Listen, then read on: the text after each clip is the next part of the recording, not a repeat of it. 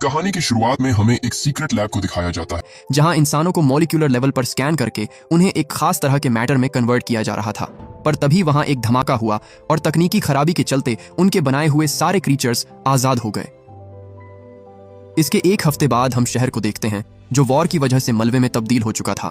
हम वहां डेविस नाम के एक सोल्जर को देखते हैं जो बैकअप के इंतजार में खड़ा था, पर उसे पता चला कि बैकअप को आने में अभी 8 से 10 मिनट और लग सकते हैं। उसके हाईटेक हेलमेट से जुड़े स्पेक्स उसे आसपास की चीजों को स्कैन करने में मदद कर रहे थे, लेकिन हर गुजरते सेकंड के साथ बेचैनी बढ़ती जा रही थी। उसने अपने सारे साथियों को इस वॉर में खो दिया था और चारों ओर उनकी लाशें पड़ी हुई थीं। इन लाशों के चेहरों पर डर और घबराहट साफ साफ झलक रहा था, मानो उन्हें दर्दनाक और भयानक मौत का सामना करना पड़ा हो। उसकी स्पेक्स लाशों के शरीर को स्कैन कर रही थी और हर स्कैन के साथ डेविस की बेचैनी बढ़ती जा रही थी। पर तभी उसके स्पेक्स ने एक हलचल पकड़ी।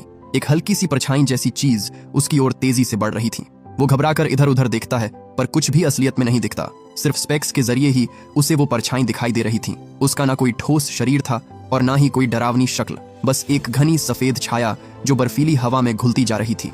अब इससे पहले कि डेविस कुछ समझ पाता, वो परछाई उसके शरीर के आर पार चली जाती है, जिससे वो मारा गया। उसके चेहरे पर वही इमोशंस आ जाते हैं जैसा कि उन बाकी लाशों में था, और अब वो चीज अपने अगले शिकार की तलाश में आगे बढ़ चुकी थी। इसके बाद हम मार्क क्लाइन नाम के एक इंजीनियर को देखते हैं जो रोज की तरह कबाड़ के ढेर में कोई काम की चीज ढूंढ रहा था। क्लाइन एक फेमस इंजीनियर और साइंटिस्ट है जो आए दिन नई नई चीजों का आविष्कार करते रहता है।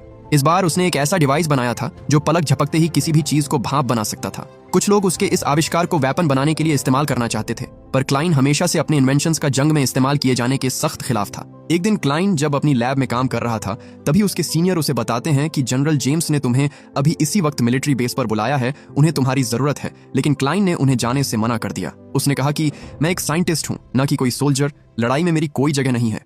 लेकिन उसके सीनियर ने उस पर दबाव डाला, ये कहते हुए कि अगर वो नहीं आया तो हजारों सैनिक बेवजह मारे जाएंगे। उनकी ये बात सुनकर मार्क जाने के लिए राजी हो जाता है, पर उसकी शर्त थी कि वो वहां सिर्फ रिसर्च का काम करेगा। अगले दिन मार्क मिलिट्री बेस पर पहुंचता है जहां जनरल जेम्स ने उसका वेलकम किया।